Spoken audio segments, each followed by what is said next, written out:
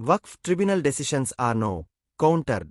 మునుపు వక్ఫ్ ట్రిబ్యునల్ తీసుకునే నిర్ణయాలు తుది నిర్ణయాలుగా పరిగణించబడేవి. అయితే ఇప్పుడు ఆ డిసిషన్స్పై హైకోర్టులో అప్పీలు చేయడానికి అవకాశం కల్పించబడింది.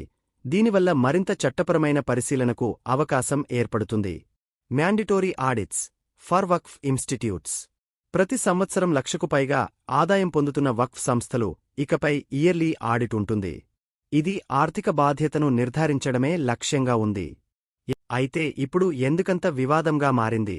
కొంతమంది political leaders and Muslim communities argument ఏంటి అంటే, ఈ బిల్లు రిలీజియస్ ఫ్రీడమ్ ఆర్టికల్ 26ను ఉల్లంఘిస్తుందని ఆరోపిస్తున్నారు. ఎందుకంటే ఇది వక్ఫ్ రిలీజియస్ మ్యాటర్లో ప్రభుత్వ జోక్యానికి దారితీస్తుంది. వక్ఫ్ బోర్డుల్లో నాన్ ముస్లిమ్స్ పర్సన్ని చేర్చడంపై వారు ప్రశ్నలు వేస్తున్నారు.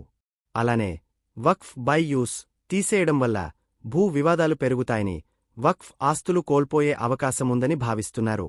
దీనికి గవర్నమెంట్ ఏమంటుంది అంటే, ఈ బిల్లు రిలీజియస్ మ్యాటర్లో జోక్యం కోసం కాదు, పారదర్శకత మరియు సమర్థత పెంచే లక్ష్యంతో రూపొందించబడింది. నాన్ ముస్లిం పర్సన్ వల్ల న్యాయమైన మరియు న్యూట్రల్ పాలనను అందించవచ్చని ప్రభుత్వం చెబుతోంది. ఆన్లైన్ పోర్టల్ మరియు చట్టపరమైన రిజిస్ట్రేషన్ ద్వారా వక్ఫ్ భూముల దుర్వినియోగం మరియు అవినీతి తగ్గుతుంది. ఆస్తి వారసత్వంలో హక్కులు కల్పించడం ద్వారా మహిళల హక్కులను బలోపేతం చేయొచ్చని